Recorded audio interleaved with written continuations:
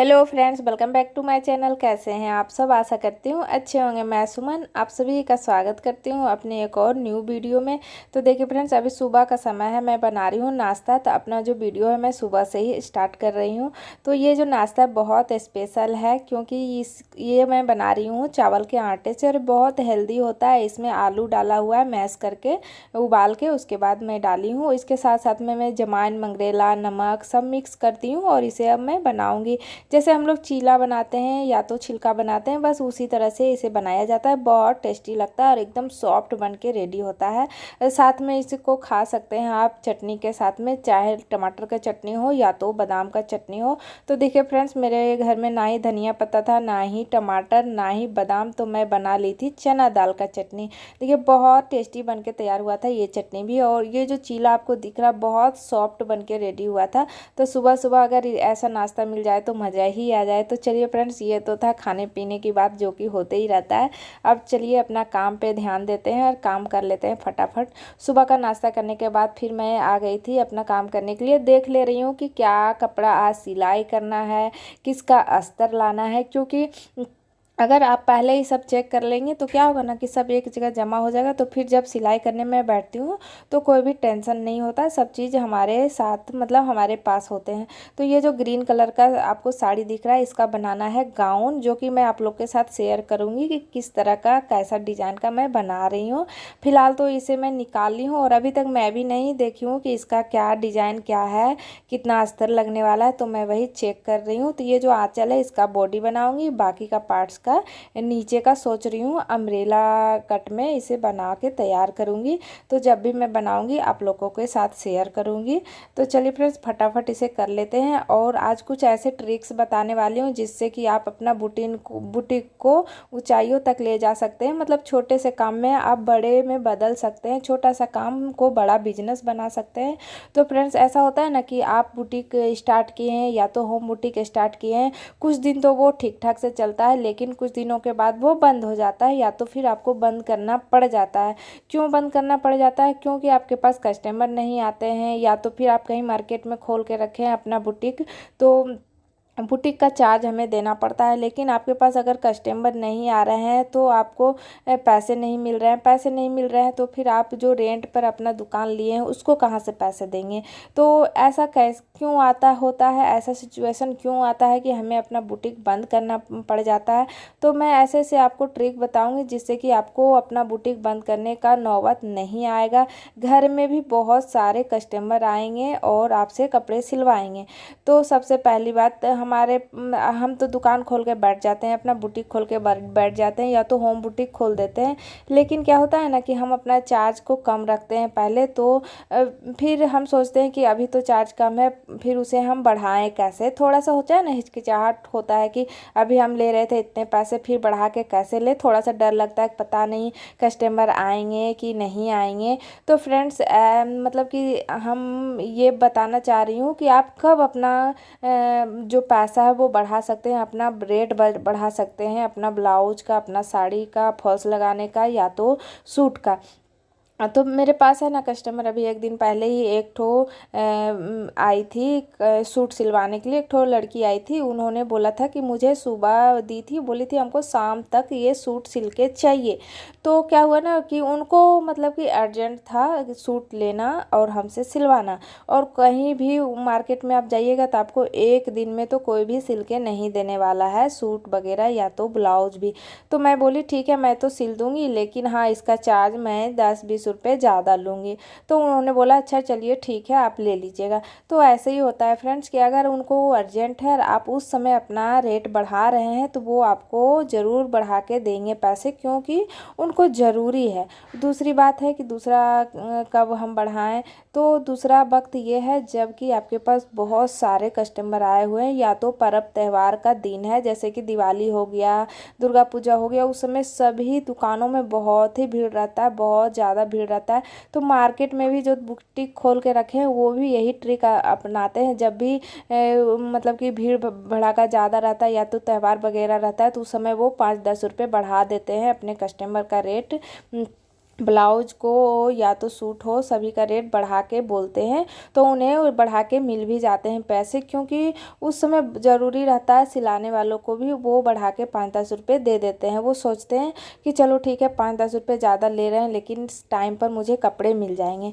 तो उसी तरह के से आप अपना होम बुटीक में भी अपना जो आइडिया है वो आजमा सकते हैं, अपना ट्रिक आजमा सकते हैं कि जब तीज त्यौहार हो उस समय अपना रेट को बढ़ाएं, तो आपका कस्टमर भी नहीं भागेगा और आपका मतलब कि रेट भी बढ़ जाएगा। नहीं तो फिर नॉर्मल डे में अगर आपको बढ़ाना है, तो जैसे कि कोई भी कस्टमर आए हुए हैं अभी सिलवाने के लिए, तो आप उनको बोल दें कि नेक्स्ट मंथ से मैं ब्लाउज का इतना लूँगी या तो सूट का इतना लूँगी। उससे क्या होगा ना कि उनको पहले से पता रहेगा कि हाँ अगले महीना से रेट बढ़ने वाला है, तो वो गुस्सा भी नहीं करेंगे, ना ही आपके पास आना बंद करेंगे, क्योंकि सभी लोग बढ़ाते हैं। ऐसा नहीं है कि आप ही सिर्फ बढ़ा रहे हैं या तो मैं ही सिर्फ बढ़ा रही हूँ, नहीं। आप पहले मार्केट में अपना रेट पता कर लीजिए कि कितना रेट मार्केट में चल रहा है, उससे हिसाब से आप 5-10 रुपये कम रखिए और अपना रेट बढ़ा दीजिए। क्योंकि फ्रेंड्स अभी बहुत महंगाई का ज़माना चल रहा है, अगर आप ज़्यादा भी रेट कम रखिएगा तो फिर आप अपना सिलाई का काम, अपना बिजनेस को आगे कैसे बढ़ाइएगा। और कभी कभी ऐसा होता है ना फ्रेंड्स, कोई कोई कस्टमर ऐसे आ जाते हैं कि आप उनको कितना भी अच्छा करके दे दो लेकिन उनको पसंद नहीं आने वाला है। कोई कोई कस्टमर ऐसे होते हैं कि आपको कुछ ना कुछ ज़रूर ही बोलेंगे, चाहे आप कितना अच्छा भी उनको काम करके दे दो। मेरे साथ एक दिन ऐसा ही हुआ था कि एक ठो मैं पिको की थी साड़ी में, उसके बाद फॉल्स लगा के दी थी। तो क्या हुआ था कि फॉल्स तो हम लोग भी ख़रीद के ही लाते हैं, लेकिन उसका भी रेट जो होता है उससे मुझे 5-6 रुपये कम ही मिला था। उसके बाद जो भी मैं पिको की थी उसमें भी नुक्स निकाल रहे थे कि ऐसे पिको नहीं हुआ, ऐसे हुआ, ऐसे नहीं हुआ, ऐसे हुआ। तो देखिए फ्रेंड्स, कोई कोई कस्टमर का ये ना जो होता है आदत होता है नुक्स निकालने का, गलती निकालने का, कि आप कितना भी अच्छा करके देंगे वो गलती आपका कपड़ा में निकालेगा ही, आपका सिलाई में निकालेगा ही। तो उसका हम कुछ भी नहीं कर सकते हैं। हाँ, ये कर सकते हैं कि आप उनको इग्नोर कर सकते हैं, लेकिन हम उनको मना भी नहीं कर सकते हैं कि हम आपका कपड़ा नहीं सिलेंगे, क्योंकि कोई कोई कस्टमर ऐसे होते ही हैं। तो हम अपना कस्टमर को क्यों दूर करें। हाँ, लेकिन अगर वो नहीं आएंगे तो कोई बात नहीं है, मुझे ऐसे कस्टमर का नीड भी नहीं है कि वो आएँ और मेरे पास आके किच करें। ऐसे कस्टमर से तो ज़्यादातर दूर ही रहना चाहिए। तो फ्रेंड्स, ऐसा मेरे साथ हुआ था कि मतलब वो नुक्स भी निकाल के गए और वो हमें पैसे कम भी दे करके गए। तो उसका मेन मुद्दा ये नहीं था कि मेरा सिलाई में, मेरा पिको में उनको नुक्स निकालना था, नहीं। उनको 5 रुपया कम करना था, बस उनको पैसे कम देना था। तो भाई इतना करने का क्या ही ज़रूरत था। अगर आपको पैसे कम करना है, कम देना है, तो आप कम दे के चले जाएं। तो कभी कभी ना फ्रेंड्स ऐसे कस्टमर आ ही जाते हैं, चाहे आप कोई भी काम कर रहे हैं, कोई भी बिजनेस कर रहे हैं, तो आपको 1-2 कस्टमर ऐसे मिल जाते हैं। तो आप ये कस्टमर पे ध्यान ना दें, इग्नोर करें।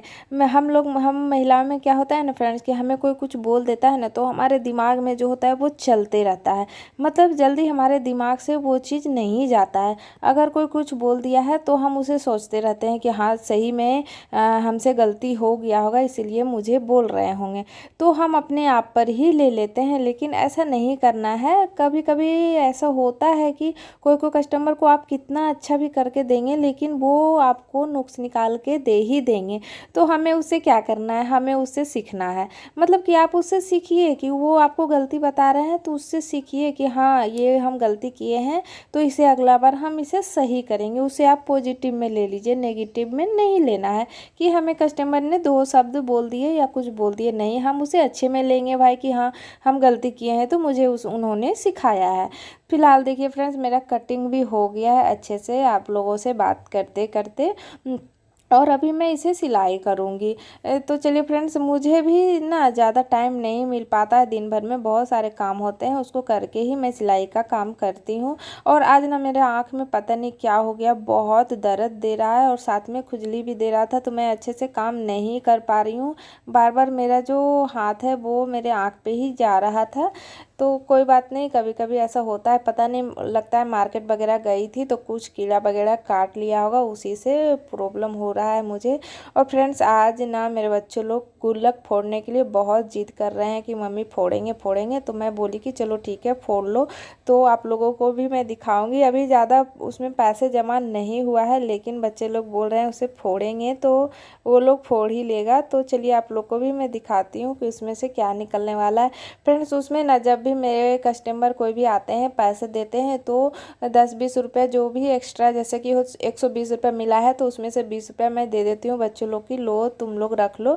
तो वो लोग दुकान नहीं जाते हैं, गुल्लक में ही डाल देते हैं ताकि वो जमा हो जाए। तो देखिए फ्रेंड्स ये है गुल्लक, ये ज़्यादा भी भरा हुआ नहीं है और दोनों बच्चों लड़ रहे थे फोड़ने के लिए। तो चलिए दिखाते हैं। तो देखिए फ्रेंड्स ये फूट चुका है और अभी भरा भी नहीं था। इसके पहले जो मैं ला के दी थी वो पूरा भर गया था। इसमें अभी थोड़ा सा ही पैसे जमा हुए हैं, लेकिन ये लोग का स्कूल का एग्ज़ाम ख़त्म हो गया है तो एंजॉय करने के लिए कुछ तो चाहिए, तो इसमें टाइम पास कर रहे हैं ये लोग। तो चलिए फ्रेंड्स आज का वीडियो आप लोगों को अच्छा लगे तो लाइक शेयर सब्सक्राइब करें। मिलती हूँ नेक्स्ट वीडियो में कुछ अच्छा कुछ नया लेकर के, तब तक लिए बाय।